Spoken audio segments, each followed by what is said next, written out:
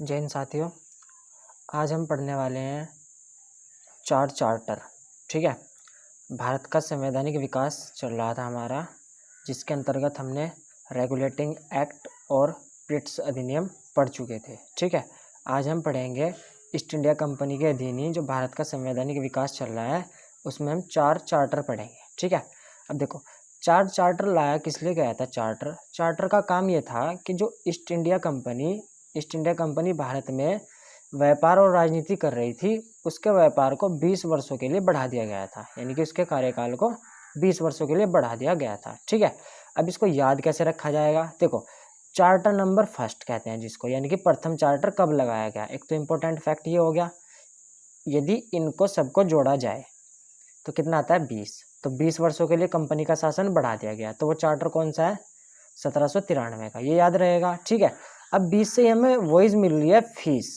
20 से किसकी वॉइस मिल रही है, फीस की। फीस किसे दी जाती है, फीस एक टाइप से वेतन होता है। ठीक है। यानी कि जो ब्रिटिश की सेना में सैनिक थे। ठीक है। ब्रिटिश की सेना में जो सैनिक थे और बोर्ड ऑफ कंट्रोल में मेंबर थे, यानी कि अधिकारी लोग थे, उन सब की जो फीस थी, यानी कि उनके वेतन भत्ते थे, वो सारे भत्ते किससे दिए जा रहे थे, भारतीय कोष से, भारत के कोष से दिए जा रहे थे वेतन भत्ते। तो फीस से समझ में आएगा ना कि 20 और फीस वेतन की बात जब भी होगी तो हमें चार्टर कौन सा ध्यान रखना है, 1793 का चार्टर याद रखना है। ठीक है। नेक्स्ट बात करते हैं हम चार्टर नंबर 2 की, जो 1813 में लगाया गया। यानी कि पहला कब लगाया गया, 1793 में। ठीक है। अब सब में 20-20 प्लस करते चलोगे ना तो अगला चार्टर मिलता चला जाएगा। ठीक है ना, समझ में आ गया ना आपको। तो चार्टर नंबर 2 1793 में 20 जोड़कर 1813। ठीक है, ध्यान रहेगा इसका सन। अब इसमें ब्रिटिश शासन द्वारा क्या क्या व्यवस्था की गई। एक तो 1 लाख रुपए की धनराशि दी गई। किसके लिए दी गई, यानी कि भारतीय भाषा में भारत की शिक्षा व्यवस्था के लिए। ठीक है ना, शिक्षा व्यवस्था के लिए। दूसरा, उसने क्या किया, यानी कि ब्रिटिश साम्राज्य ने क्या किया, ईस्ट इंडिया कंपनी के व्यापारिक अधिकार को भी खत्म कर दिया। ईस्ट इंडिया कंपनी के जो व्यापारिक अधिकार थे उनको खत्म कर दिया गया। अब व्यापार कौन कौन से खत्म हुए, यानी कि भारत से और चीन से।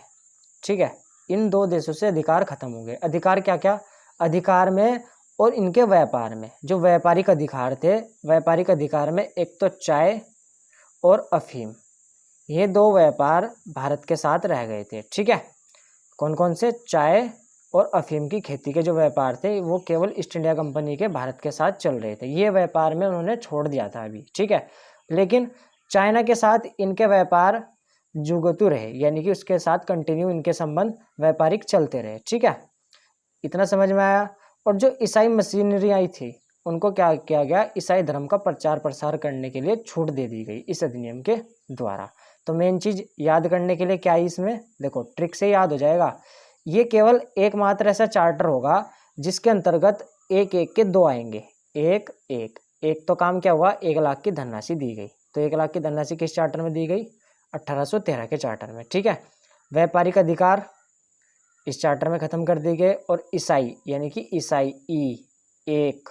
ईसाई मशीनरियों को व्यापार, यानी कि उनके धर्म प्रचार करने की छूट किस में दी गई, 1813 के चार्टर में। ठीक है, अब ये क्लियर हो जाता है।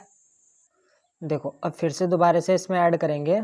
हमने पिछला क्या पढ़ा, सेकंड नंबर का चार्टर 1813, तो 20 जोड़ो, इसमें कितना आएगा, 1833 का तीसरा चार्टर आता है, यानी कि त्रिडगम 1813 का तीसरा चार्टर। ठीक है। अब इस चार्टर में क्या हुआ, जो ईस्ट इंडिया कंपनी का व्यापार चल रहा था वो चल रहा था बंगाल में। ठीक है।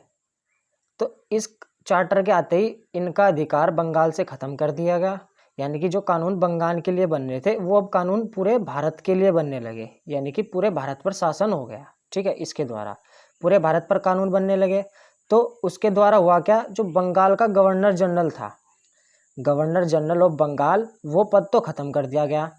ठीक है, उस पद की जगह क्या लाया गया, गवर्नर जनरल ऑफ इंडिया, यानी कि भारत का गवर्नर जनरल का पद लाया गया। ठीक है, इतना ध्यान रहेगा। अब इस पद पर बैठाया किसको गया, तो इस पद पर जिसे बैठाया गया वो थे हमारे लॉर्ड विलियम बेंटिंग। तो प्रथम governor general of India, governor general of India कौन थे, बेंटिंग, लॉर्ड विलियम बेंटिंग। तो ये तो ध्यान रहेगा, इंपॉर्टेंट भी है। ठीक है, ठीक है। इससे दो इंपॉर्टेंट पॉइंट क्या निकल के आए बस हमारे, एक तो governor general Lord William Bentinck को बनाया गया इंडिया का, ठीक है। दूसरा, जो व्यापार चल रहा था ईस्ट इंडिया कंपनी का, उसको पूर्णतः प्रतिबंधित कर दिया गया, यानी कि पूर्णतः व्यापार खत्म कर दिया गया, इंडिया से भी और चाइना से भी, दोनों से खत्म हो गया। ठीक है, बस केवल अब ईस्ट इंडिया कंपनी किस लिए रह गई भारत में, ईस्ट इंडिया कंपनी का काम रह गया केवल और केवल राजनीति करने का। ठीक है, वो केवल अब राजनीतिक सत्ता में ही रह गए थे बस। ठीक है, यानी कि व्यापार उनका खत्म कर दिया गया। दूसरी बात, अंग्रेजों को जमीन खरीदने का अधिकार दे दिया गया, यानी कि जो ब्रिटिश लोग थे वो भारत में आकर जमीन खरीद सकते थे। ठीक है, नेक्स्ट पॉइंट को समझने के लिए आप थोड़ा सा पहले बैक में समझे। देखो, सबसे पहले पढ़ा हमने 1773 का रेगुलेटिंग एक्ट। इस रेगुलेटिंग एक्ट के तहत जो कार्यकारिणी बनाई गई थी उसमें सदस्य रखे गए थे 4। ठीक है, इसके बाद 1784 का पिट्स अधिनियम पढ़ा। इस पिट्स अधिनियम में 4 से सदस्य कितने हो गए कार्यकारिणी में, 3। लेकिन अब जब चार्टर आया 1833 का डबल 3 है इसमें। ठीक है, तो चौथे सदस्य के रूप में, यानी कि में 3 से फिर से कितने हो गए, 4, और चौथे सदस्य के रूप में कार्यकारिणी में किसे जोड़ा गया, विधि सदस्य को जोड़ा गया। किसको, चौथे सदस्य के रूप में प्रथम विधि सदस्य जोड़ा गया, यानी कि जो चौथा पर्सन होगा कार्यकारिणी में वो एक कानूनी लोग होगा, कानूनी यानी कि विधि सदस्य होगा, जिसके रूप में लॉर्ड मैकाले को, किसको जोड़ा गया, लॉर्ड मैकाले को जोड़ा गया। ठीक है, और भारत में चार्टर 1833 के द्वारा दास प्रथा का अंत कर दिया गया, यानी कि उसको अवैध घोषित कर दिया गया। इसकी घोषणा कर दी गई कि भारत में दास प्रथा अब नहीं रहेगी। लेकिन समाप्ति कब होती है इस दास प्रथा की, समाप्ति होती है 1843 के नियम 5वें के तहत लॉर्ड एलिन ब्रो के समय। ये उस टाइम भारत के गवर्नर जनरल थे। ठीक है, 1843 में। समझ में आया। अब इसको याद कैसे रखेंगे, यदि आप इसको दोबारा जोड़ते हैं तो कितना आता है, 15। 15 से मैंने पी लगाया, 15 पी पे होता है ना, तो पी का मतलब प्रथा। तो प्रथा का अंत किस में किया गया था, जिसमें 15 जोड़कर आ रहा है 1833 में। ठीक है, और 1833 में ही यदि आप 10 जोड़ोगे, 10 का मतलब